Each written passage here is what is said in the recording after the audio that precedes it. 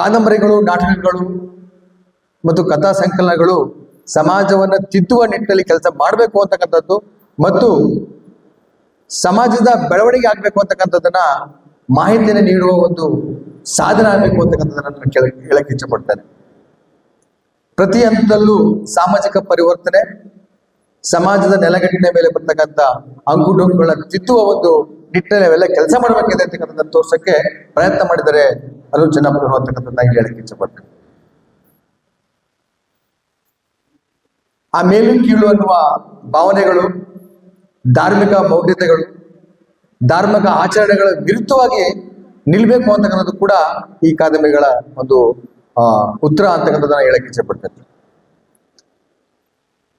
ನೋಡಿ, ಅಲ್ಲಿ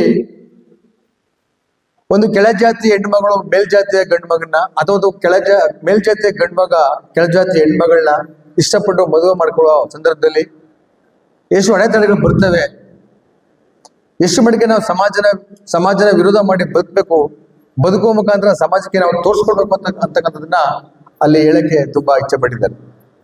ವಿಜ್ಞಾನ ಎಷ್ಟು ಮುಂದುವರೆದಿದೆ, ಜೊತೆಗೆ ನಾವು ಒಂದು ಚಂದ್ರಯಾನ ಆಗ್ಬೋದು, ಮೂನ್ಗೆ ನಮ್ಮ ಇಲ್ಲಿನ ಮನುಷ್ಯರಲ್ಲಿ ಹೋಗಿ ಕಾಲಿಟ್ಟಿದ್ದೀವಿ, ಬೇರೆ ಒಂದು ಗ್ರಹಕ್ಕೆ ನಾವು ಹೋಗೋಷ್ಟು ಬೆಳೆದಿದ್ದೀವಿ. ಆದರೆ ಇನ್ನೂ ಈ ಜಾತಿ ಪದ್ಧತಿ ಆಗಲಿ, ಅಸ್ಪೃಶ್ಯತೆ ಆಗಲಿ, ಈ ಮೇಲು ಕೀಳು ಅನ್ನೋದು ಇನ್ನೂ ನಮ್ಮ ಜನಗಳು ಅದನ್ನ ಮನಸ್ಸಿಂದ ತೆಗೆದು ಮುಂದೆ ಬಂದಿಲ್ಲ. ಸೊ ಅದು ಒಂದು ಕಬ್ಬಿಣದ ಕುದುರೆ ಹತ್ರ ಅಲ್ಲೇ ನಿಂತಿದೆ ಅಂತ ಹೇಳಿದರೆ, ಅದರಿಂದ ಈ ಜಾತಿ ವ್ಯವಸ್ಥೆ ಇಂಥದನ್ನ ಎಚ್ಚರಗೊಳಿಸೋಕ್ಕೆ ನಮ್ಮ ಅನೂರು ಚೆನ್ನಪ್ಪನವರು ಕಾದಂಬರಿ ಬರೆದಿದ್ದಾರೆ. ಅಂಥದನ್ನ ನಾವು ಇನ್ನೂ ಹೆಚ್ಚು ಕಾಲೇಜು ಈಗಿನ ವಿದ್ಯಾರ್ಥಿಗಳಿಗೆ ಮನ ಮುಟ್ಟುವಂತೆ ತಿಳಿಸಿ. ಅನೂರು ಚೆನ್ನಪ್ಪನವರು ಕಾದಂಬರಿಗಳನ್ನು ಕೂಡ ನಮಗೆ ಗೊತ್ತಾಗೋ ರೀತಿಯಲ್ಲೇ, ಗೊತ್ತಾಗೋ ಭಾಷೆಯಲ್ಲೇ ಮಾಡಿರ್ತಕ್ಕಂಥದ್ದು ಒಂದು ವಿಶೇಷತೆ. ನಮಗೆ ಒಂದಲ್ಲ ಒಂದರದಲ್ಲಿ ಈ ಕಾದಂಬರಿಗಳಿರ್ತಕ್ಕಂಥ ವಿಚಾರಗಳು ಅನುಭವ ಆಗಿದೆ ಅಂತ ಅನ್ಕೋತೇನೆ. ನೋಡಿ, ಅಲ್ಲಿ ಅನ್ನ ಅನ್ನುವ ಒಂದು ಲಾಸ್ಟ್ ಟೈಮ್ ನಾ ಕಾರ್ಯಕ್ರಮಕ್ಕೆ ಅಟೆಂಡ್ ಆಗಿದ್ದೆ. ಅವ್ರ ಕಾರ್ಯಕ್ರಮದಲ್ಲಿ ಅನ್ನ ಫಿಲಂ ಮಾಡೋ ಸಂದರ್ಭದಲ್ಲಿ ಕಾರ್ಯಕ್ರಮ ಅನ್ನ ಅನ್ನುವ ಆ ಒಂದು ಸಿನಿಮಾದಲ್ಲಿ ಅಥವಾ ಕಾದಂಬರಿಯಲ್ಲಿ ನಮ್ಮ ತಂದೆ ಅಥವಾ ನಮ್ಮ ತಾತ, ನಮ್ಮ ದೊಡ್ಡಪ್ಪ, ಚಿಕ್ಕಪ್ಪ ಅವ್ರ ಕಾಲದಲ್ಲಿ ಸುಮಾರು 50 ವರ್ಷಗಳ ಹಿಂದಿನ ವಿಚಾರವನ್ನ ತೆಗೆದುಕೊಂಡು ಆ ಒಂದು ಕಾದಂಬರಿ ರಚನೆ ಮಾಡಿದ್ದಾರೆ. ಆ ಕಾಲದಲ್ಲಿ ಅನ್ನ ಮಾಡುವ ಒಂದು ಸ್ಥಿತಿ ನಮ್ಮ ಜನರಿಲ್ಲ ಅಂತಕ್ಕಂಥದ್ದನ್ನ ತೋರಿಸಿದ್ದಾರೆ. ಹಬ್ಬಗಳು ಮಾಡುವಾಗ ಮಾತ್ರ ಅನ್ನ ಅಂತಕ್ಕಂಥದ್ದನ್ನ ತೋರಿಸಿದ್ದಾರೆ. ಆ ಚಿತ್ರದಲ್ಲಿ ಆ ಮಗು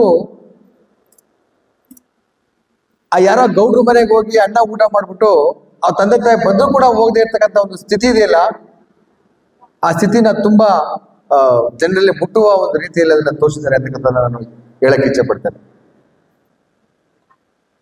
ಪ್ರತಿಯೊಂದು ಹಂತದಲ್ಲೂ ಕೂಡ ಪ್ರತಿಯೊಬ್ಬ ವ್ಯಕ್ತಿಯು ಸಮಾಜನ ತಿದ್ದುವ ಕೆಲಸವನ್ನ ಮಾಡಕ್ಕೆ ಎಷ್ಟು ಪ್ರಯತ್ನ ಮಾಡಬೇಕು ಅಂತಕ್ಕಂಥದ್ದನ್ನ ಕಾದಂಬರಿಗಳ ಮುಖಾಂತರ ನಮ್ಮ ಅನೂರು ಚೆನ್ನಪ್ಪನವರು ತೋರಿಸ್ಕೊಡ್ತಾರೆ ಅಂತಕ್ಕಂಥದ್ದನ್ನ ಹೇಳಕ್ಕೆ ಇಚ್ಛೆ ಪಡ್ತಾರೆ. ಕಾದಂಬರಿಗಳು, ನಾಟಕಗಳು ಮತ್ತು ಕಥಾ ಸಂಕಲನಗಳು ಸಮಾಜವನ್ನು ತಿದ್ದುವ ನಿಟ್ಟಿನಲ್ಲಿ ಕೆಲಸ ಮಾಡಬೇಕು ಅಂತಕ್ಕಂಥದ್ದು ಮತ್ತು ಸಮಾಜದ ಬೆಳವಣಿಗೆ ಆಗ್ಬೇಕು ಅಂತಕ್ಕಂಥದ್ದನ್ನ ಮಾಹಿತಿಯನ್ನು ನೀಡುವ ಒಂದು ಸಾಧನ ಆಗಬೇಕು ಅಂತಕ್ಕಂಥದ್ದನ್ನ ನಾನು ಹೇಳಕ್ಕೆ ಇಚ್ಛೆ ಪಡ್ತೇನೆ. ಪ್ರತಿ ಹಂತದಲ್ಲೂ ಸಾಮಾಜಿಕ ಪರಿವರ್ತನೆ, ಸಮಾಜದ ನೆಲಗಟ್ಟಿನ ಮೇಲೆ ಬರ್ತಕ್ಕಂಥ ಅಂಕುಡೊಂಕುಗಳ ತಿದ್ದುವ ಒಂದು ನಿಟ್ಟಿನಲ್ಲಿ ಅವೆಲ್ಲ ಕೆಲಸ ಮಾಡಬೇಕಿದೆ ಅಂತಕ್ಕಂಥದ್ದನ್ನು ತೋರ್ಸಕ್ಕೆ ಪ್ರಯತ್ನ ಮಾಡಿದರೆ ಅದು ಜನಪ್ರಿಯ ಅಂತಕ್ಕಂಥದ್ದನ್ನ ಹೇಳಕ್ಕೆ ಇಚ್ಛೆ ಪಡ್ತೇನೆ. ಆ ಮೇಲು ಕೀಳು ಅನ್ನುವ ಭಾವನೆಗಳು, ಧಾರ್ಮಿಕ ಮೌಢ್ಯತೆಗಳು, ಧಾರ್ಮಿಕ ಆಚರಣೆಗಳ ವಿರುದ್ಧವಾಗಿ ನಿಲ್ಬೇಕು ಅಂತಕ್ಕಂಥದ್ದು ಕೂಡ ಈ ಕಾದಂಬರಿಗಳ ಒಂದು ಉತ್ತರ ಅಂತಕ್ಕಂಥದ್ದನ್ನ ಹೇಳಕ್ಕೆ ಇಚ್ಛೆ ಪಡ್ತೇನೆ. ನೋಡಿ, ಅಲ್ಲಿ ಒಂದು ಕೆಳಜಾತಿ ಹೆಣ್ಮಗಳು ಮೇಲ್ಜಾತಿಯ ಗಂಡು ಮಗನ್ನ ಅಥವಾ ಒಂದು ಮೇಲ್ಜಾತಿಯ ಗಂಡು ಮಗ ಕೆಳಜಾತಿ ಹೆಣ್ಮಗಳನ್ನ ಇಷ್ಟಪಟ್ಟು ಮದುವೆ ಮಾಡ್ಕೊಳ್ಳೋ ಸಂದರ್ಭದಲ್ಲಿ ಎಷ್ಟು ಅಡೆತಡೆಗಳು ಬರ್ತವೆ, ಎಷ್ಟು ಮಟ್ಟಿಗೆ ನಾವು ಸಮಾಜನ ವಿರೋಧ ಮಾಡಿ ಬದುಕುವ ಮುಖಾಂತರ ಸಮಾಜಕ್ಕೆ ನಾವು ತೋರಿಸ್ಕೊಡ್ಬೇಕು ಅಂತಕ್ಕಂಥದ್ದನ್ನ ಅಲ್ಲಿ ಹೇಳಕ್ಕೆ ತುಂಬಾ ಇಚ್ಛೆ ಪಟ್ಟಿದ್ದಾರೆ. ಪ್ರತಿ ಹಂತದಲ್ಲೂ ಕೂಡ ಸಮಾಜ ಪರಿವರ್ತನೆಗೋಸ್ಕರನೇ ಈ ಕಥಾ ಸಂಕಲನಗಳು, ನಾಟಕಗಳು ಮತ್ತು ಕಾದಂಬರಿಗಳು ಅಂತಕ್ಕಂಥದ್ದು. ಅನೂರು ಚೆನ್ನಪ್ಪನವರು ಸಹ ಈ ಪ್ರಯತ್ನದಲ್ಲಿ ಹೋಗ್ತಾ ಇದ್ದಾರೆ. ಮತ್ತೆ ಅವ್ರಿಗೆ ನಾವು ಎಲ್ಲಾ ರೀತಿಯ ಸಪೋರ್ಟ್ನ ನೀಡೋಣ. ಅವ್ರಿಗೆ ಇನ್ನೂ ಉನ್ನತವಾದ ಅಕಾಡೆಮಿಗಳನ್ನ ರಚನೆ ಮಾಡಲಿ. ಅವ್ರಿಗೆ ನಮ್ಮೆಲ್ಲ ಸಹಕಾರ ನೀಡೋಣ. ನಾವಂತೂ ಅನ್ನು ಜನಪ್ರಿಯರಿಗೆ ತುಂಬಾ ಕೃತಜ್ಞತೆ ಸಲ್ಲಿಸಬೇಕು. ಏಕೆಂದ್ರೆ ಈ ತರ ಅಕಾಡೆಮಿಗಳನ್ನ ಮಾಡುವ ಮುಖಾಂತರ ಜನರಲ್ಲಿ ತುಂಬಾ ಹತ್ತಿರಕ್ಕೆ ಹೋಗುವ ಒಂದು ಪ್ರಯತ್ನವನ್ನ ಮಾಡ್ತಾ ಇದ್ದಾರೆ. ಆ ನಿಟ್ಟಿನಲ್ಲಿ ನಾನು ಕೂಡ ಅವ್ರಿಗೆ ತುಂಬಾ ಆಭಾರಿಯಾಗಿರ್ತೇನೆ. ಮತ್ತೆ ಅವ್ರಿಗೆ ಎಲ್ಲ ರೀತಿಯ ಸಪೋರ್ಟ್ನ ಮಾಡಕ್ಕೆ ನಾನು ಪ್ರಯತ್ನ ಮಾಡ್ತೇನೆ ಅಂತ ಮಾತ್ರ ಹೇಳ್ತಾ ನಮ್ಮೆಲ್ಲರಿಗೂ ಒಂದ್ಸರಿ ಮಾತಾಡಿಸ್ತೇನೆ. ಜೈಪುರ್. ನಮ್ಮ ಬುದ್ಧಿಜೀವಿಗಳು ವಿಚಾರವಾದಿಗಳ ಜೊತೆ ಬರಬೇಕು ಅಂದ್ರೆ ನಾವು ಆ ಸ್ಥಾನ ಪಡ್ಕೋಬೇಕು. ಬಟ್ ಇನ್ನು ನಾನು ಆ ಸ್ಥಾನದಲ್ಲಿ ಇಲ್ಲ. ನನ್ಗೂ ಅಂಥದ್ರಲ್ಲೂ ಇಲ್ಲಿ ಇಂಥ ಹಿರಿಯರ ಜೊತೆ ಅವಕಾಶ ಮಾಡಿಕೊಟ್ಟಿದ್ದು ಎಲ್ಲರಿಗೂ ನಾನು ಅನಂತ ಧನ್ಯವಾದಗಳನ್ನ ಹೇಳ್ತೀನಿ.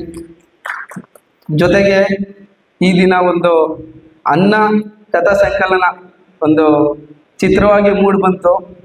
ಆ ಚಿತ್ರದಲ್ಲಿ ಒಂದು ಅನ್ನದ ಮಹತ್ವವನ್ನು ಹೇಗೆ ಒಂದು ಮಿಡಲ್ ಕ್ಲಾಸ್ ಫ್ಯಾಮಿಲಿ ಒಂದು 40-50 ವರ್ಷದ ಹಿಂದೆ ಎಷ್ಟು ಅನ್ನಕ್ಕೆ ಕಷ್ಟ ಇತ್ತು ಎಂದು ಅದ್ಭುತವಾಗಿ ತಿಳಿಸ್ಕೊಟ್ಟಿದ್ದಾರೆ.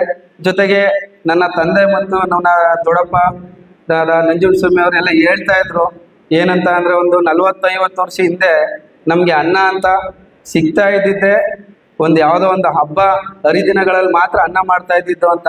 ಸೊ ಇವಾಗ ನಮ್ಗೆ ಅದು ಅನ್ಸುತ್ತೆ ಅನ್ನಕ್ಕೆ ಎಷ್ಟು ಮಹತ್ವ ಇದೆ ಅಂತ ಮಹತ್ವವನ್ನು ತಿಳಿಸ್ಕೊಟ್ಟಂತಹ ನಮ್ಮ ಅನೂರು ಪ್ರಕಾಶ್ ಅಣ್ಣ ಅವರಿಗೆ ಧನ್ಯವಾದಗಳನ್ನು ತಿಳಿಸ್ತೀನಿ.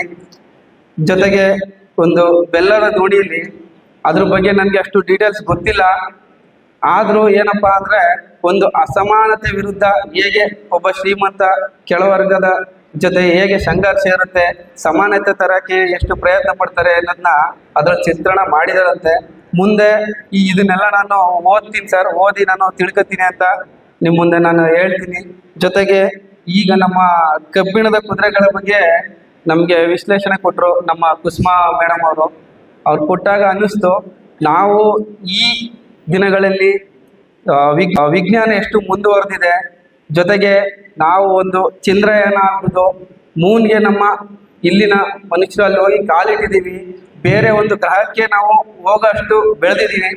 ಆದರೆ ಇನ್ನೂ ಈ ಜಾತಿ ಪದ್ಧತಿ ಆಗಲಿ, ಅಸ್ಪೃಶ್ಯತೆ ಆಗಲಿ, ಈ ಮೇಲು ಕೀಳು ಅನ್ನೋದು ಇನ್ನೂ ನಮ್ಮ ಜನಗಳು ಅದನ್ನು ಮನಸ್ಸಿಂದ ತೆಗೆದು ಮುಂದೆ ಬಂದಿಲ್ಲ. ಸೊ ಅದು ಒಂದು ಕಬ್ಬಿಣದ ಕುದುರೆ ಹತ್ರ ಅಲ್ಲೇ ನಿಂತಿದೆ ಅಂತ ಹೇಳಿದರೆ, ಅದರಿಂದ ಈ ಜಾತಿ ವ್ಯವಸ್ಥೆ ಇಂಥದನ್ನ ಎಚ್ಚರಗೊಳಿಸೋಕ್ಕೆ ನಮ್ಮ ಅನೂರು ಚೆನ್ನಪ್ಪನವರು ಕಾದಂಬರಿ ಬರೆದಿದ್ದಾರೆ.